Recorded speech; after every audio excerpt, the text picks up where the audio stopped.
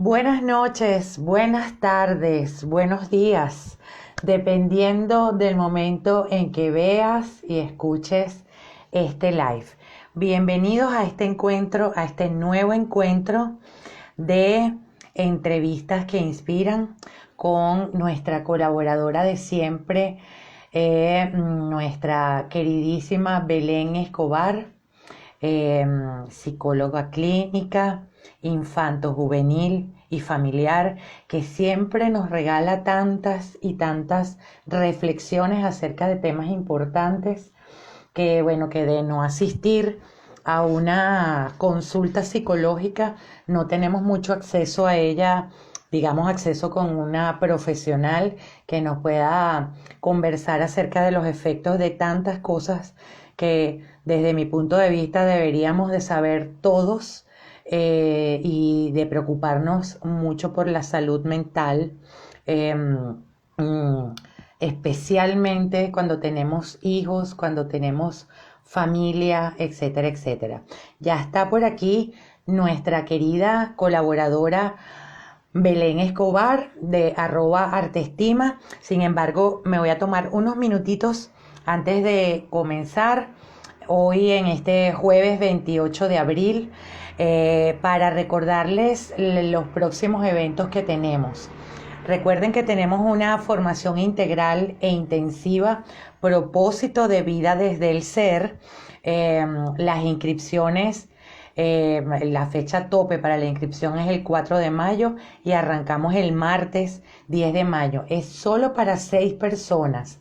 Íntimo, bien íntimo y bueno, bien cerradito, porque lo que quiero es formar un grupo de personas, que nos apoyemos mutuamente en esa búsqueda, que no es solamente para ubicar o para darnos cuenta de nuestros dones, nuestros talentos, etcétera, sino que es un viaje por el ser, hacer, tener, y de hecho con ese módulo es que vamos a comenzar.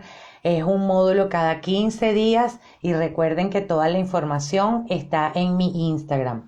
También me pueden escribir por mensaje directo o enviarme un correo a info@ondinapilca.com y yo con gusto les mando toda la información.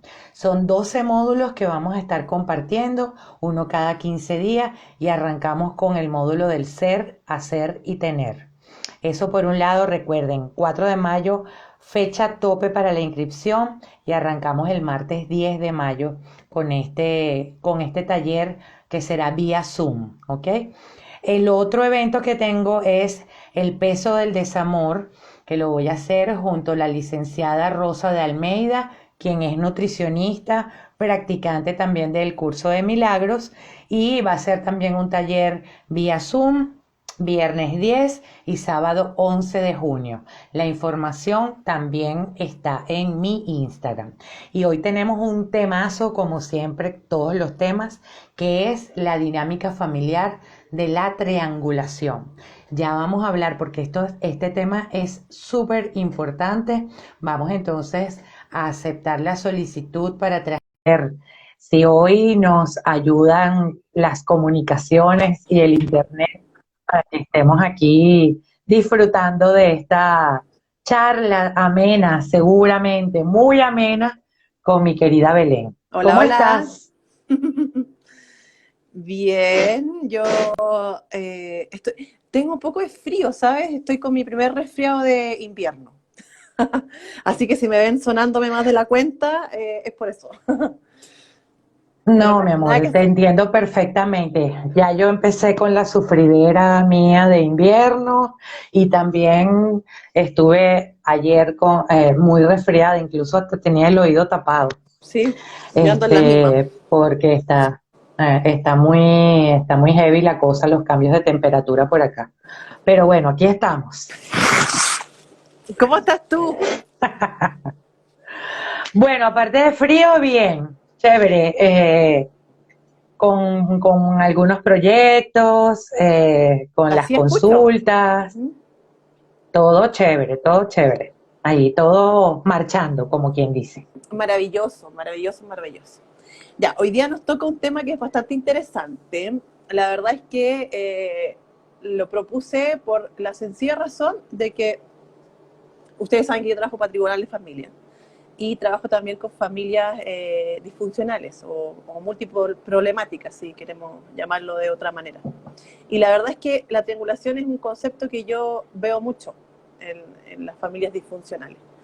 ¿Ya? Entonces, es un tema súper interesante y como es interesante, también es muy importante que las personas se eduquen en triangulación por la sencilla razón que entre más los manejemos, tanto los profesionales de salud como no sé, pediatras, educadores, psicólogos, psiquiatras, terapeutas ocupacionales, incluso padres y madres que no trabajan en el área de salud, es importante siempre para poder detectarlo cuando está ocurriendo, porque es muy fácil que se nos pase como desapercibido, ¿cierto? Porque es un tipo de maltrato infantil que va de leve a grave, ¿cierto? Y dentro de lo leve, ahí está la sutileza que tiene el poder como pesquisarlo. Si para nosotros a veces es muy difícil poder pesquisarlo y hacer el despeje, tanto en peritaje como en el área clínica de la salud mental, imagínense una persona que no maneja esos términos ni nada. Entonces, es muy importante educarse y en ese sentido el conocimiento siempre va a ser una herramienta fundamental, ¿cierto? Como para poder ver lo que está pasando a nivel familiar o con nuestro entorno, si somos papás o mamás o hijos de familias que han tenido estas dinámicas, porque es una dinámica que yo siento que estaba muy instaurada en cómo nos criaron antiguamente. Ya, entonces, si hablamos del término triangulación, ¿cierto? Que hablamos como de una triada, es incluir a un tercero dentro de una que debiese ser una relación diada, es decir, de dos, ¿ya?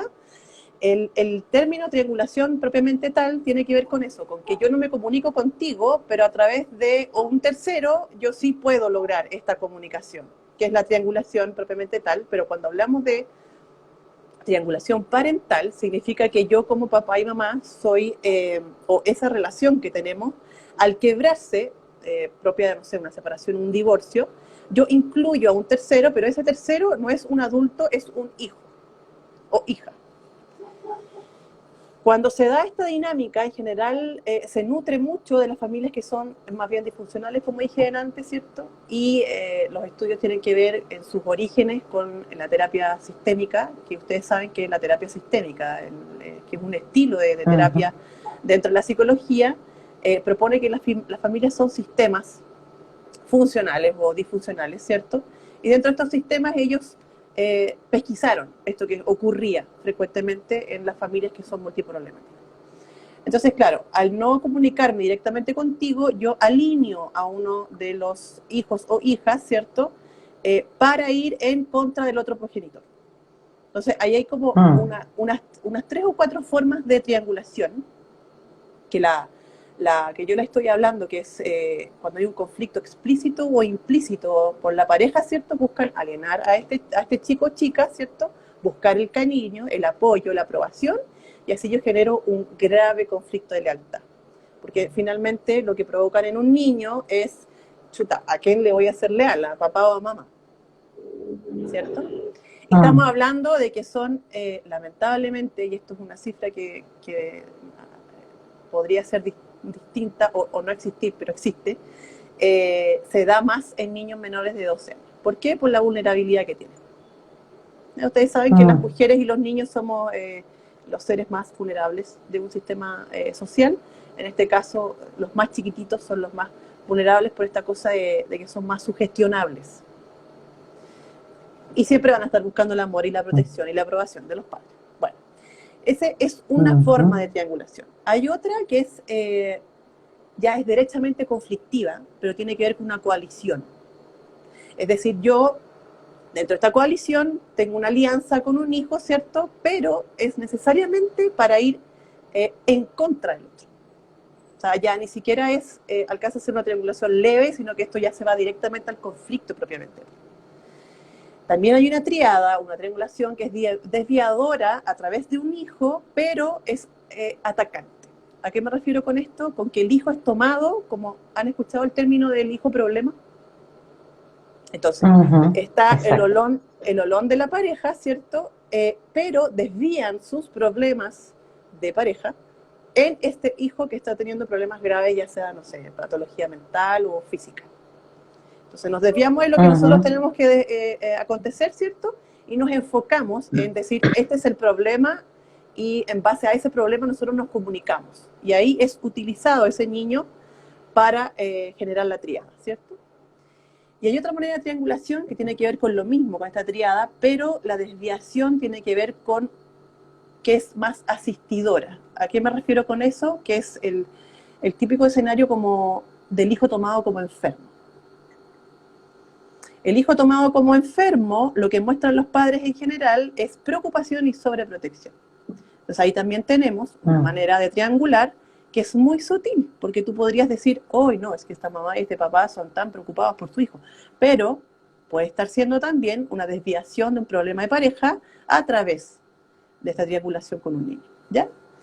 Entonces, nos vamos a basar en esas 4 porque existen otras más, pero para no enredar tanto el tema de las categorías y todo, les di las más comunes en los sistemas, sobre todo chilenos, ¿ya?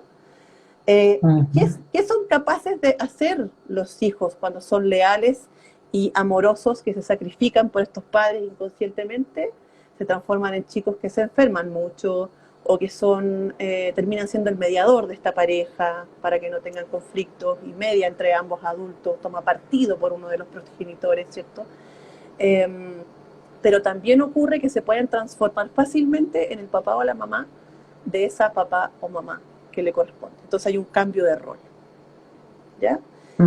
Todas estas estrategias inconscientes del niño son disfuncionales, y todas las estrategias de triada igual, son absolutamente disfuncionales. O sea, una relación sana, querámoslo decir, después de una separación, un divorcio, siempre va a tener que ver con inmiscuir lo menos posible a los chicos en los conflictos de adultos. Esa es la manera más sana. Ahora, todas estas maneras sí, obviamente que son nocivas, pero la consecuencia más grave a mis ojos, como profesional y todo, es impedir que tu hijo viva su vida, porque está más ocupado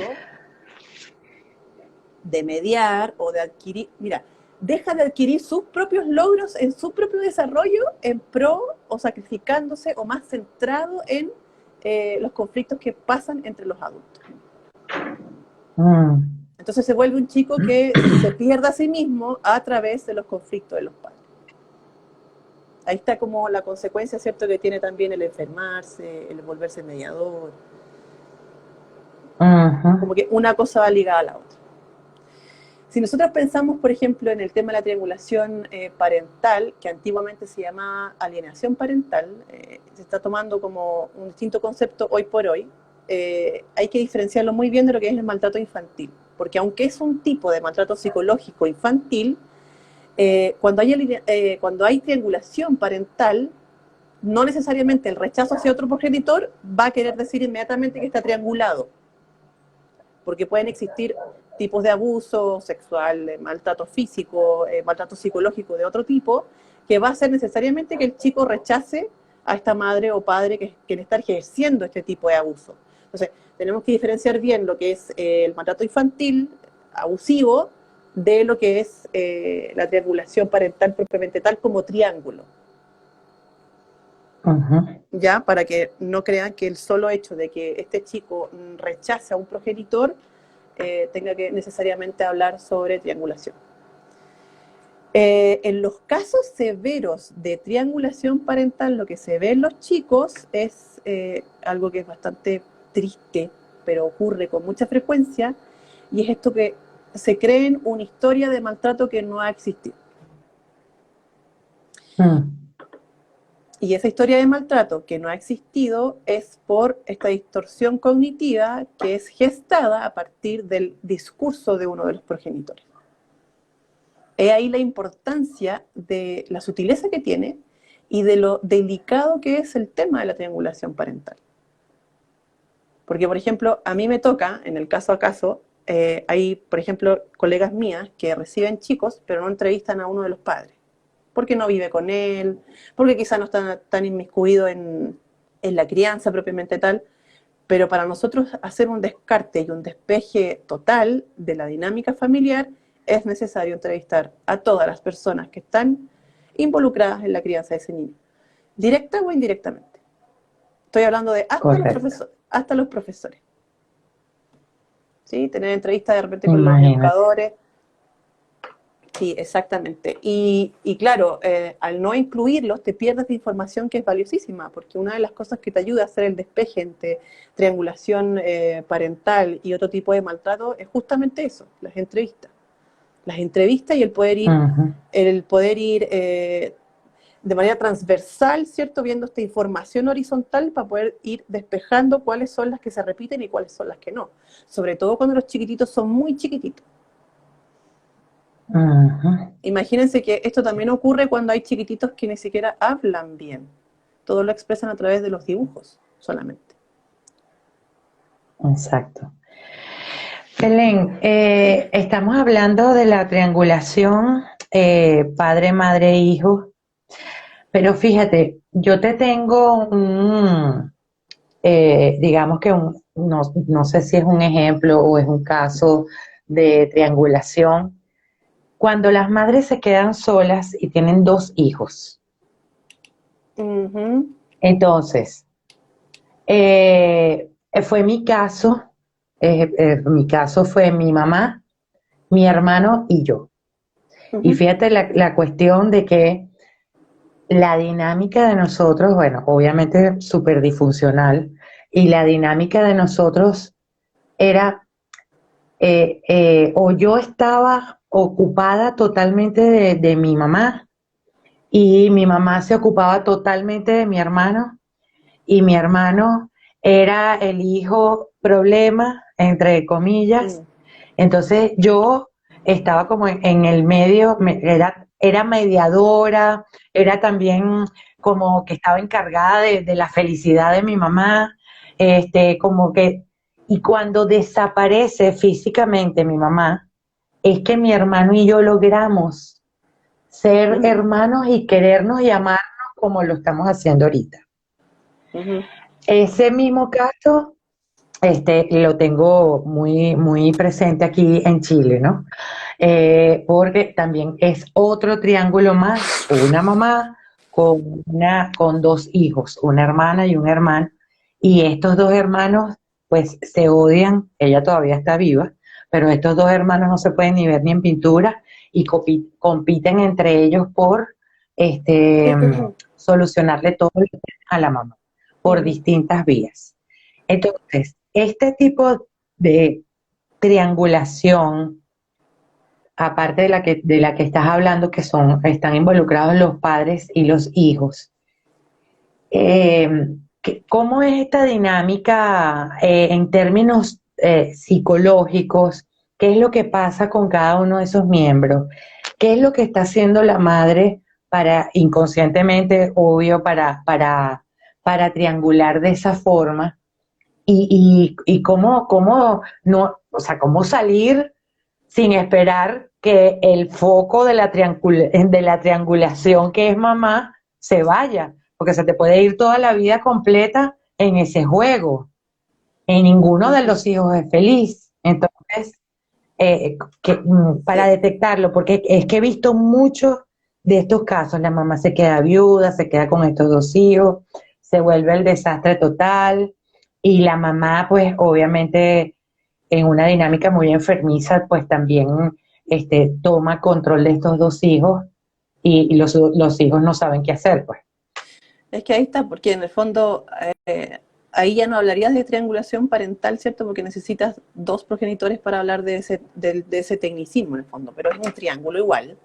Ahora, ahí hay varias cosas, porque uno es, yo evaluaría las competencias parentales de esa madre, porque efectivamente mucho pasa que, y esto lo hicimos en un live meses atrás, que hablamos sobre como las dinámicas de hermanos, ¿cierto? Y cuánto aportan o no aportan los padres para que justamente estos hermanos Ujú, sean hermanables y no sea uno y otro competencia, en el fondo. Entonces, claro, es un triángulo porque hay tres personas, pero en el fondo es como se voltean, además de voltearse los roles constantemente, está a la orden del día la confusión pero también esto de una madre exigente, ¿cierto? De que tienes que cumplir con ciertos Mm, estándares y si no eres buen hijo o mal hijo. Entonces, ujú. como triangulación propiamente tal, vamos a recordar que es yo te pongo en contra del otro. En base a eso podríamos pincelar muy fino y decir, sí, a lo mejor existe, porque hay mamás que es como, tienen un problema con Juanito y Juanito la escucha y se está quejando de su hermana Andrea. Y después tiene un problema con Ujú, Andrea, o sea, tiene un problema con Juanito y va donde Andrea. Exactamente. Pero ahí también tiene que ver con la exacto, confusión de roles, porque es tomar a tu hijo como amigo, como confidente. Y eso obviamente que es disfuncional. totalmente. Y también tendría que ver, perdón, Belén, con cómo triangula. Recuerda que me estoy acordando también del live que hicimos de las madres narcisistas. Ah, pero por supuesto que También sí. tendría que ver con Sí. cómo triangula una persona narcisista. Es que piensa que el narcisista se alimenta de esta cosa de la difamación. De hecho, van de la mano.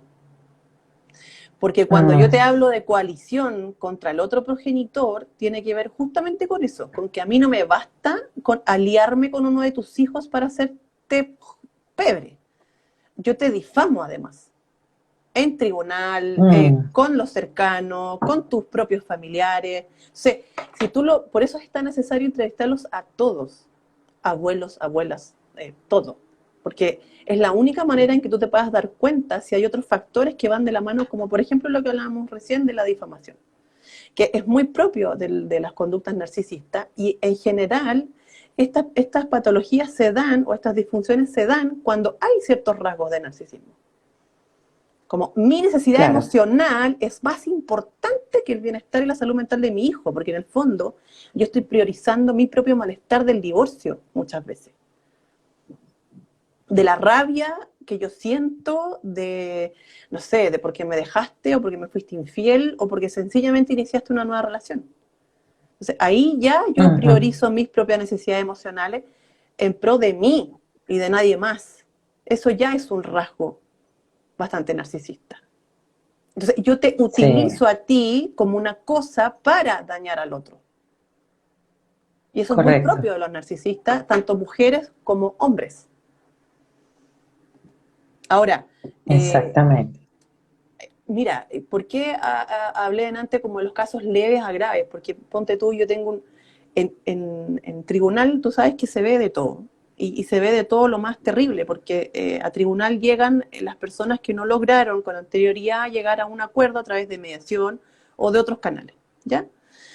Entonces necesariamente llegan padres conflictuados, o una de las partes muy conflictuada con la otra, pero yo he visto casos incluso como de invención de abuso sexual por yo salirme con la mía de tener el cuidado personal. Y no necesariamente implica que yo estoy preocupada o preocupado por el bienestar de mi hijo, sino que es netamente por hacerle daño al otro. Y usan a los hijos como material Mm, de pelea, o sea, de conflicto. Imagínense un chiquitito de 6 años metido al medio. Es terrible, las consecuencias emocionales son nefastas. claro, O sea, a esa persona ya la tal cual. condenaste a años de reparación, porque el daño que genera el hecho de que tu madre o tu padre te hablen mal del otro, a ti no va a ser necesariamente odiarlo. Ujú, Puede que sí por un tiempo, pero a la larga te vas a dar cuenta que ese odio fue impuesto y cargaste innecesariamente con algo que no era tuyo. Como ocurre muchas veces cuando no nos tratamos psicológicamente y traemos heridas de infancia, ¿cierto? Que nosotras tanto que promovemos y que la gente se trate y todo, eh, es eso, yo pongo encima de mis hijos una carga tan grande que cuesta años poder repararla. Entonces, eso es lo que las personas en general no visualizan. Yo sé y entiendo exacto. que la emoción de la rabia es una emoción bastante fuerte y se siente en todo el cuerpo, pero no sé, hay que ser lo suficientemente, no sé si la palabra es valiente, pero aunque tengáis Consciente. toda la rabia del mundo, agárrala y haz terapia inmediatamente. O sea, si tú ya te enteraste que más o menos tu relación de pareja va a terminar, toma terapia antes de terminar, para que estés asistido y que los daños sean los menos. Sí, es que, mira, yo cuando hablo contigo, hablamos afortunadamente, yo lo decía al inicio de este live, que qué bueno y ojalá que se pudiera difundir mucho. Yo sé que ahorita afortunadamente estoy viendo, bueno, hay gente muy profesional también bien preocupada en difundir todos estos temas, porque yo sé por experiencia propia que asistir a una terapia no es algo sencillito, que es enfrentarse a uno mismo, que uno le da miedo, que están las resistencias y un montón de cosas. Pero creo que a estas alturas, viendo cómo estamos, o sea, por eso estamos como estamos, es porque, bueno, a lo mejor muchos de los jóvenes, los adolescentes, los adultos jóvenes que andan por allí, más perdidos bueno, que cualquier cosa, aparte con cualquier cantidad de problemas de drogas, de alcohol, suicidios, etcétera, etcétera, son productos justamente oye, padres que no han tomado la responsabilidad de tratarse frente a, mira, yo parto, Belén, de que sencillamente cuando tú vas a tener la responsabilidad de un hijo, cuando tú vas a tener un hijo, ya de por sí tú deberías por sí empezar un proceso terapéutico, Sí, bueno, porque de todos hecho, somos seres heridos, sí, todos, todos. O sea, yo cada vez que todos, avanzo más en mi estudio, más me convenzo de que no hay persona que no haya tenido un conflicto y que tenga que resolverlo. Está. Y exactamente. mira, y piensa tú que es importante, porque incluso, no sé, yo tengo como noción de que en las iglesia católica se propone esto como de escuela para padres, ¿ya? Pero tiene que ver netamente con una cuestión súper como espiritual y todo. Pero creo que debería haber escuela para padres primerizos, así como ya, no importa, tuviste ya dos hijos y te incluimos igual, pero debiesen Ujú. existir estas escuelas para padres como para poder ir desenmascarando las sombras y finalmente es eso. ¿Por qué? Porque ya hemos dicho muchas veces en los encuentros que nosotros hemos tenido que todo lo que tú no te tratas es traspasado necesariamente a tus hijos. Ujú. Por más que tú creas que usando a tu hijo vas a poder dañar al otro, al que más dañas esa cosa chica que está ahí. Porque Sí, ay, por lo menos el adulto tiene los recursos emocionales para, no sé, para adaptarse, para, no sé, salir de fiesta, lo que sea. Pero un niño pequeño está atrapado porque no tiene escape. mm. Entonces, el panorama es mucho Sí, más esas terrible. son cosas que, mira, yo te escucho y, ay, no sé. La verdad que es muy triste eso. Fíjate que yo vivencié un caso de un divorcio súper heavy porque esta persona estaba embarazada cuando el esposo le fue infiel, ya estaba casi a punto de dar a luz y se destapó todo esto y ella dio a luz antes de tiempo, justamente por el impacto de todo lo que había Mm. sufrido. Y no contentos con eso, pues esta mamá se fue a la casa de la persona, o sea, del amante, con el niño en los brazos, a pelear con ella y a agarrarse, y ese niño fue como el objeto de mira, lo que estás haciendo, tengo un bebé recién nacido, no sé qué. Bueno, hoy en día, Belén, ese niño ya es un adulto y tiene todos los problemas del mundo, todos los problemas del mundo, porque en esa pelea estuvieron como 3 años, 3 o 4 años, y él creció con eso. Y yo no sé si yo estoy equivocada en eso, pero aunque sea un bebé, tiene que haber percibido todo eso, tiene que habérselo tragado, porque incluso si ya hay estudios de que estando en la guatita, en el vientre de su mamá, ya escuchan y perciben y son capaces de, no sé, como de darse, no darse cuenta, pero sí percibir lo que está pasando alrededor, cómo será nacer en ese conflicto y sentir por 4 o 5 años que el centro era él. Bueno, no sé, no sé qué me dices tú como psicóloga infantil, pero imagínate qué adulto va a ser ese niño. Si es que piensa que le activa todo su sistema de sobrevivencia. Y ya un bebé en estado de sobrevivencia es difícil que viva, porque está sobreviviendo. Entonces ya no va a vivir una vida, sino que va a estar netamente defendiéndose de. Y ahí tienes toda la arista y el abanico de mecanismos defensivos que existen desde la psicología en el fondo. La negación, la evitación, eh, la disociación, toda la lista, ¿cierto? Y por otra parte, piensen una cosa, los niños cuando nacen, cuando nosotros somos bebés, nacemos y seguimos en una simbiosis con mamá. Es como, seguimos siendo uno para el bebé, porque yo me descubro como bebé a través de la mirada del otro.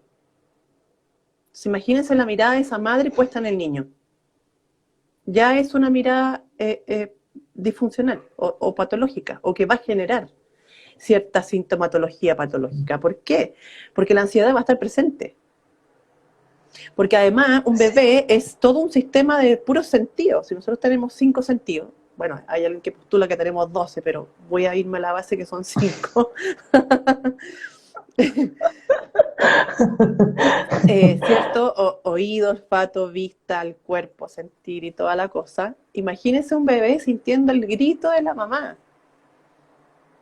O sea, aparte de no entender nada, porque su capacidad cognitiva no le da, no le va a dar, lo único que siente es la sensación de terror. Si alguna vez ustedes han sentido terror, bueno, eso mismo siente el bebé, pero sin poder entender de dónde viene. Porque él está fusionado con el mundo. Imagínense el nivel. Por eso yo hablo de que entre más chiquititos los niños, es peor el tipo de trauma. Si un niño vive algo complejo, muy complejo, antes de los 3 años, es aún más terrible. Porque no tiene los recursos emocionales para sobrevivir.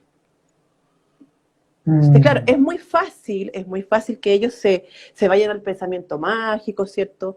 Se vayan en la manía y generen esta superficialidad en la hiperactividad o impulsividad, ¿cierto? Que es propia de los niños hasta cierto punto. Pero imagínense, por ejemplo, si un niño tiene este pensamiento mágico de que yo me voy a salir del conflicto, ¿cierto? Pero desapareciendo. Esa misma idea de querer desaparecer por estar en medio de un conflicto parental, en la adolescencia fácilmente se puede convertir en ideación suicida. Entonces, cada ladrillo va formando una estructura que a la larga va a ser la base. Y si esa base no es sólida, el chiquillo a los, no sé, depende de la gravedad y depende cada caso a caso, se te desarma fácilmente. Entonces Mm. siempre es importante la pregunta de qué estoy haciendo yo. En un divorcio, ¿cómo me estoy sintiendo yo como mamá? O como papá. ¿Tengo miedo? ¿Siento rabia? ¿Qué es lo que yo quiero de esta separación con mis hijos, de esta nueva familia que se formó? Entonces, claro, mientras yo esté Exacto. en mi equilibrio emocional, no voy a dañar a mis hijos, porque voy a estar constantemente revisándome, siendo consciente de aquello que yo estoy traspasando. Piensen Mm. que la base del ser humano es la confianza en sí mismo y en el mundo, que se la dan los padres.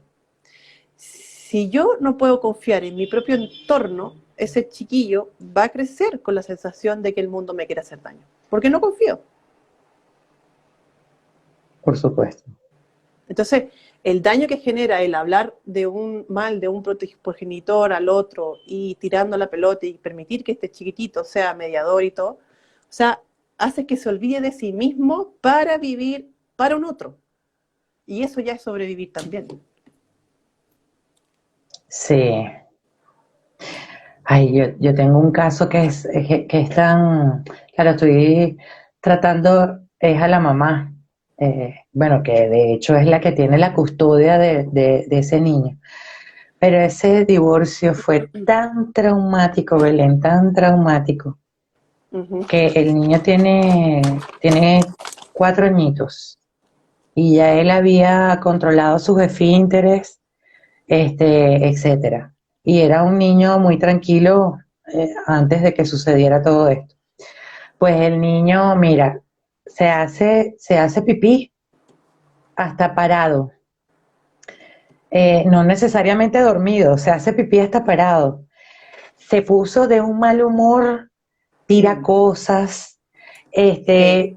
malcriado, tiene problemas en el colegio, y en este caso la mamá está haciendo, de hecho ella es la que yo tengo en consulta, el papá no hay forma ni manera que entre en una consulta psicológica, pero el papá en este caso es el que trata incluso eh, una de las cosas bueno, que no deberíamos hacer, hablando de los celulares, de las comunicaciones y las cosas.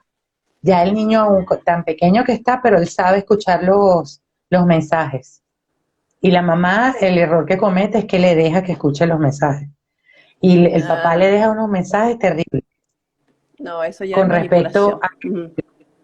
sí, que la mamá es el que no lo deja ver, que la mamá, o sea, él pone a la mamá en contra del niño y el niño obviamente ha creado todo esto, que de hecho ahora es que está el niño también en su psicólogo infantil, pero el papá sigue siendo el foco bueno, que Sí. lastimosamente está haciendo Mm. todo. En ese panorama, ahí hay una cojera, porque en el fondo, claro, este padre al no querer integrarse al proceso, no va a transformar el escenario.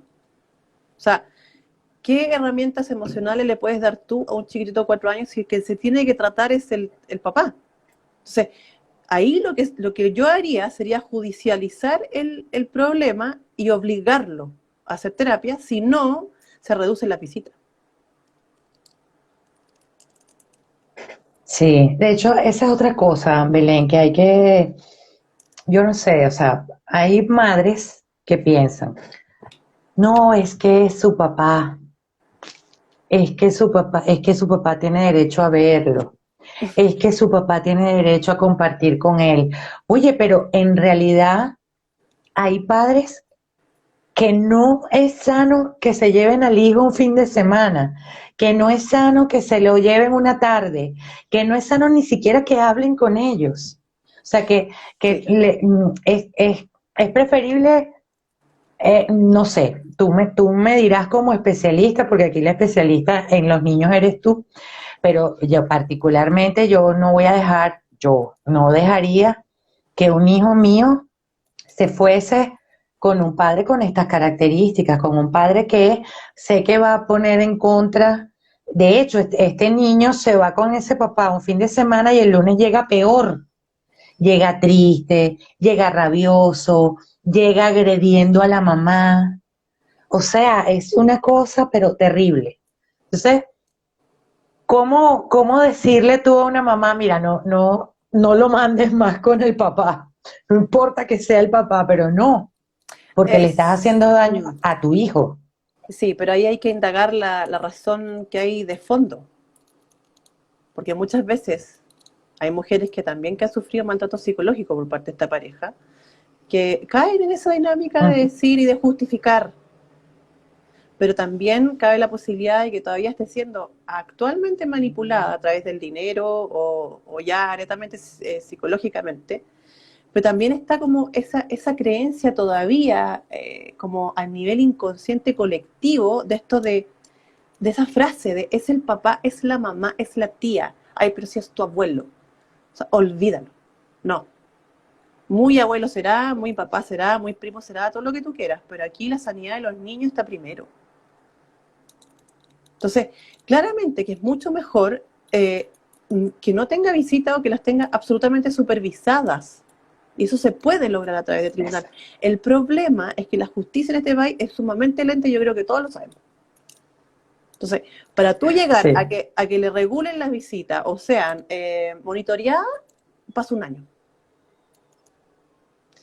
Y mientras pasa ese Ujú. año, queda papá, mamá, hijo a la deriva, pero siempre va a ser mejor tener el colchón de estar un año en tratamiento psicológico y el caso sea tomado a que no se haga nada. Porque por Claro. último, ahí te va a tocar trabajar con la mamá, ¿cierto? Trabajar con el niño, quizás trabajar en sesiones vinculares probablemente, ver si se quiere incluir o no al papá después si no se incluye lo puedes obligar a través de tribunal. Y si él ya no se quiere incluir a través de tribunal, lo que te decía adelante, se reducen las visitas. Hoy día está muy en boga el tema de la perspectiva de género en los tribunales de familia. Esa cosa, ese tema de las leyes va a ir cambiando lentamente y poco a poco. Quisiéramos todos que fuera más rápido, pero es lo que yo te comentaba la otra vez. Hoy día todavía está separada la violencia de género de la violencia a la niñez. O sea, el tribunal plantea de que un papá que maltrata a tu mamá es buen padre. O sea, Qué se, locura. es una, ya es, cae a ser enfermo. O sea, tú no puedes pensar que una persona que maltrata a tu madre va a ser un buen padre para ti. O que, ay, no, es que a mí me maltrata, pero a ellos no. Pero debe haber maltrato psicológico. Ujú. O triangulación, como es tan sutil. Se puede dar. Exactamente. Pero eso no lo pesquisamos hasta que no iniciamos un proceso psicológico, ¿cierto? Donde se evalúen ambas partes. Yo evaluaría habilidades parentales, haría una evaluación de trastorno de personalidad, de estructura de personalidad, y haría los objetivos en base a esa información. Si el padre no se quiere incluir, bueno, se judicializa y se obliga de alguna manera. Aunque no hay ninguna persona que quiera hacer tratamiento obligado, obviamente, pero al menos va a estar el antecedente de que este padre se le dio la oportunidad y no quiso por decisión propia, porque lejos la justificación más común que hay en tribunal de familia es que ella no me deja verlo. Es la más común de todas. Sí, ujú, exactamente. Y en nombre de ella no me deja verlo, muchas veces las mamás cometemos el error de querer como justificar que no soy yo la mala o la que está haciendo eso en realidad y me desvivo porque el niño tenga contacto con su padre a propósito de que él cree que yo soy la que obstaculizo cuando en realidad es pura manipulación. Mm, Entonces, ojo con las frases que reciben de los ex maridos o los padres de sus hijos. ¿Por qué me refiero más a la figura masculina? Porque es mucho más común en este país.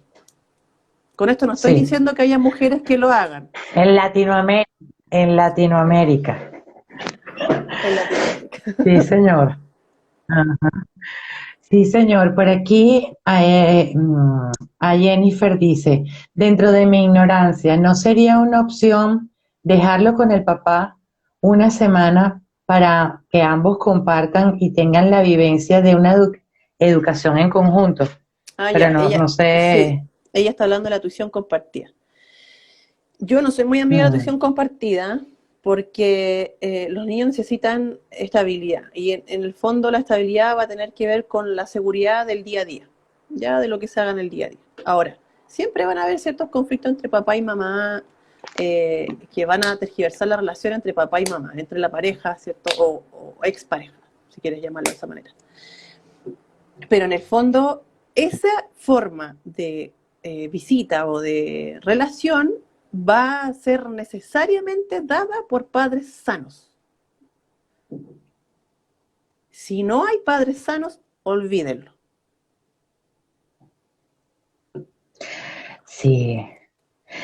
Es que Y mira, como, lejos uh de, -huh, yo comprendo, perdón que te interrumpa, Belén, yo sí, comprendo lo del el tema de sí, que hay que ir al fondo y de pronto esa mamá ha sido maltratada por ese papá y obviamente está en miedo, bueno, evidentemente ella tiene que tomar acciones y trabajar esos miedos justamente para que ella pueda tomar acciones distintas. Pero también siento, y tú me corriges si no es así, también siento que de pronto es una cosa como cultural, que se ha normalizado. Como bien dices tú, que bueno, él me maltrata a mí, pero no va a maltratar al hijo, ¿no? o no va a maltratar a mi hijo. Entonces, no importa, es que de todas maneras es su papá. Yo Mm. escucho eso y digo, ya va, pero espérate, pero ¿qué clase de papá es? Fíjate, el que no es un buen hombre, no puede ser un buen padre. Es como la frase de una mala persona no va a llegar a ser un buen profesional. Es Exactamente. es una cosa como de base, uno ya se va a los valores de la persona. O sea, si fuiste capaz de manipularme a mí, fácilmente vas a manipular a un niño, porque obviamente que un niño es mucho más frágil. Claro, Y yo les digo, hay cosas por que son supuesto. muy, muy, muy sutiles que hasta nosotras podemos pasar por alto.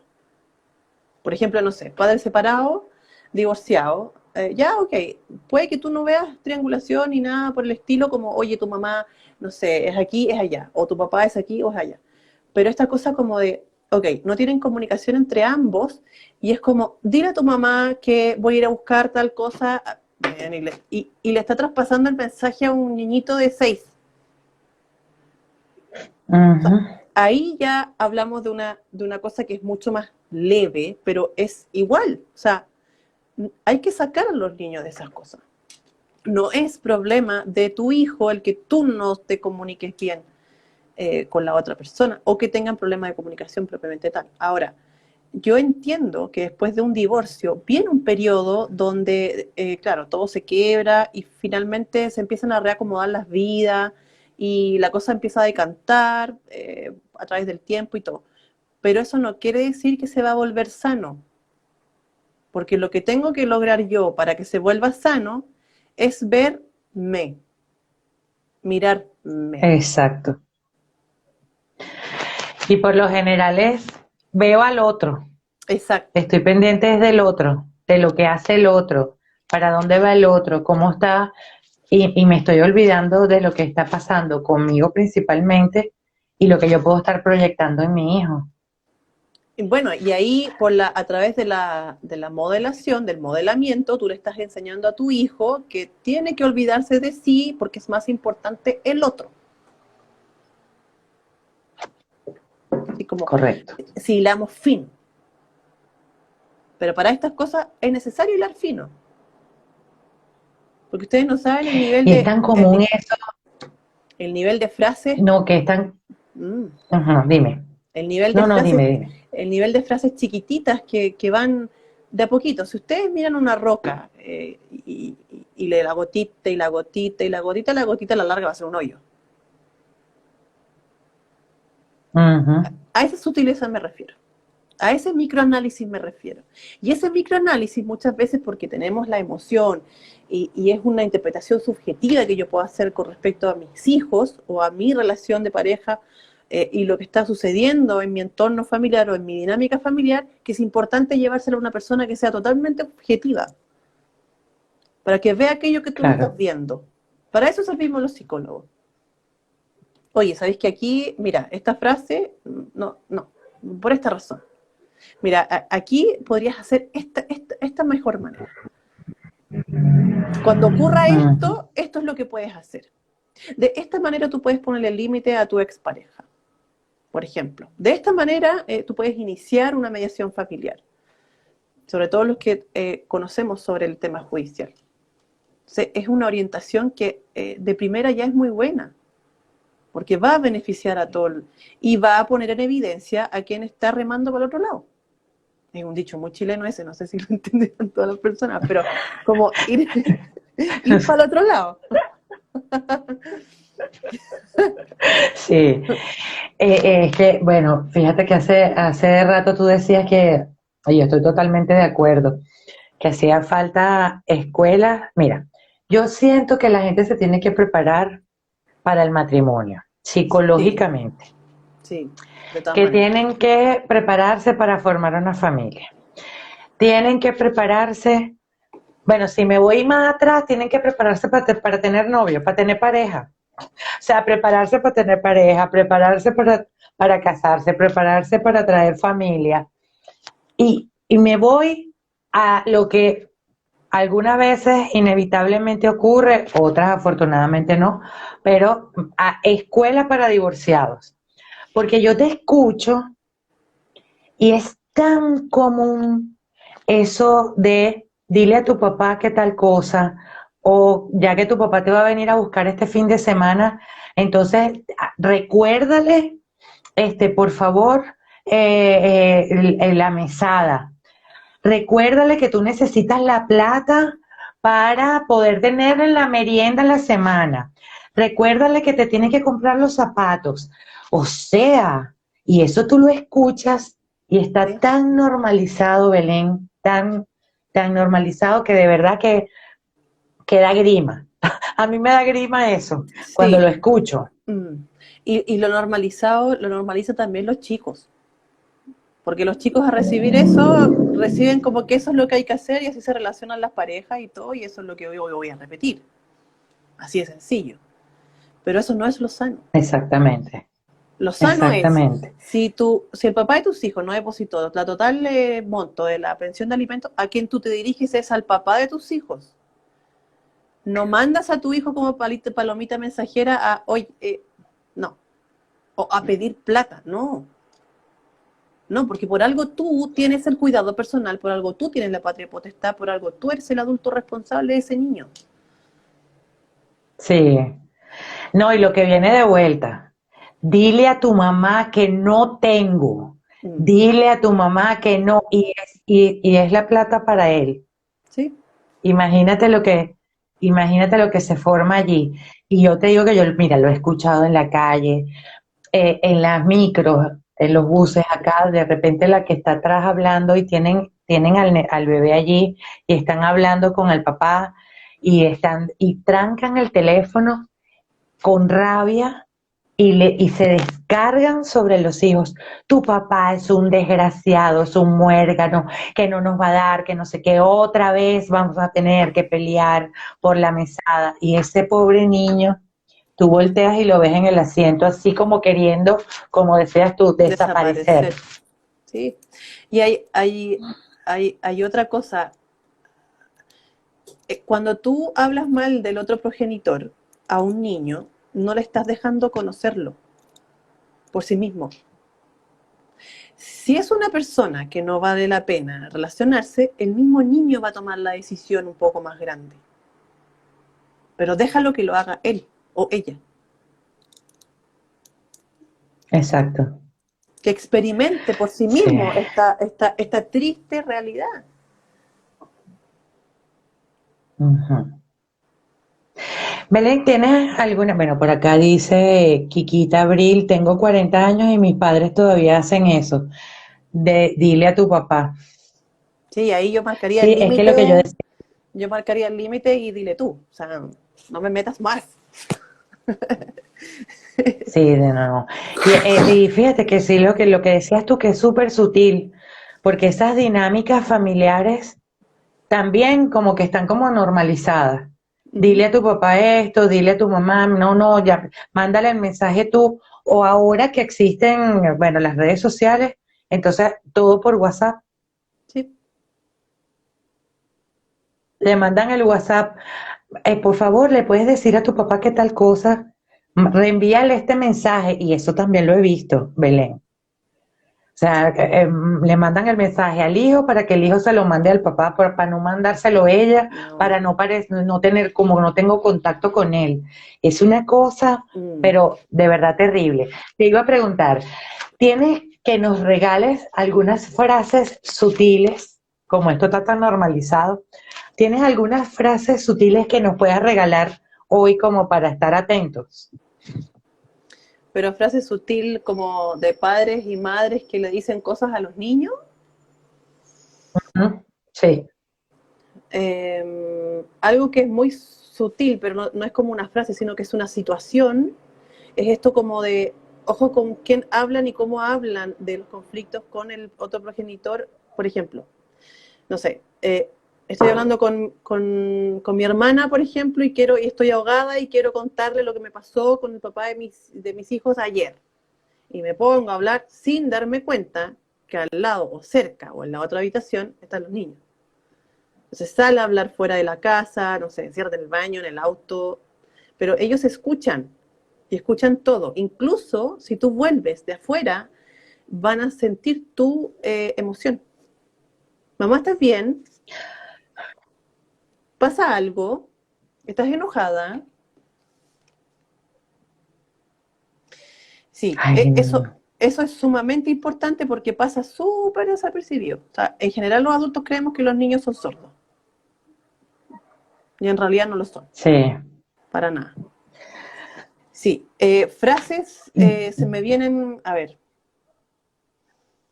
¿es tu papá? Sí, no se me viene ninguna ahora. La verdad es que quedé en blanco. No se me ocurre ni una. Pero Sí. sí he escuchado, por ejemplo, de casos de personas que le dicen no sé, a sus parejas, a sus hijos, que sus parejas, sus exparejas, ex maridos, no sé, son mentirosos. Por ejemplo, te voy a dar el ejemplo de mi propia experiencia. Yo recibí mensajes como de, no sé, es estafador, es mentiroso, mujeriego, eh, no sé, manipulador ABC. Eh, y claro, y como niño tú te las crees todas, po. Te las crees absolutamente todas. O sea, ni siquiera te cabe la posibilidad de poder investigar, porque esa investigación surge después cuando se expone esto como a un nivel de adultos. Mm. Y uno puede lograr investigarlo también gracias a los profesionales que existen y que trabajamos con esas áreas. Pero sí hay que tener Wow. mucho ojo cuando los niños, por ejemplo, inventan historias y esas historias tienen que ver con áreas de maltrato. O sea, no es fácil que un niño te invente una historia como de mi papá me pegó, cuando no existe. O sea, averigua qué mono está viendo, qué monito animado está viendo, ¿cierto? Cuáles son sus relaciones interpersonales, qué es lo que está pasando en el jardín, y ahí empiezas a despejar. Pero ahí también cabe la posibilidad de que haya una triangulación, porque acuérdense que las historias que son ya inventadas de los niños, que son muy imaginativos y creativos, hay un punto de límite para aquello. Por ejemplo, una vez escuché Mm. un chiquitito y el caso era la invención de un tema de la violación. O sea, son tan sugestionables que en el fondo es viable de que ellos, no sé, a un tío, una tía, la tía de jardín, digan y repitan esto. Entonces, cuando los niños los vean, no sé, por la tía de jardín, por ejemplo, les dice, oye, hoy día tu hijo nos contó tal historia, que tiene que ver con la esfera de los malos tratos, los abusos, paren la antena, porque eso no es normal. Un niño te va a estar hablando de, no sé, Spider-Man, te va a estar hablando de los globos, de la celebración de su cumpleaños, pero no te va a estar inventando historias de maltrato. No te va a estar inventando historias de tocación ni de violación, porque eso pertenece al mundo adulto. Mm. De hecho, tú le hablas de un Claro. concepto de violación a un niño y no va a entender lo que es, porque eso es del mundo adulto. O sea, toda vez que tú veas, por ejemplo, conceptos que son muy rebuscados, fíjate tú el lenguaje que usan.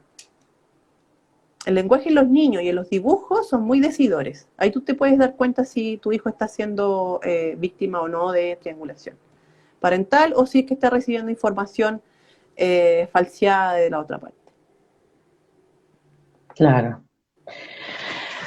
Oye, Belén, mira, cuando hacemos estos live, yo me quedo así como que, Dios mío, por favor, el planeta entero necesita mucha psicoterapia, necesita buscar ayuda, sobre todo los que tienen niños, porque siento que, como decía al principio, afortunadamente ahorita hay mucho profesional queriendo apoyar, hay mucha información.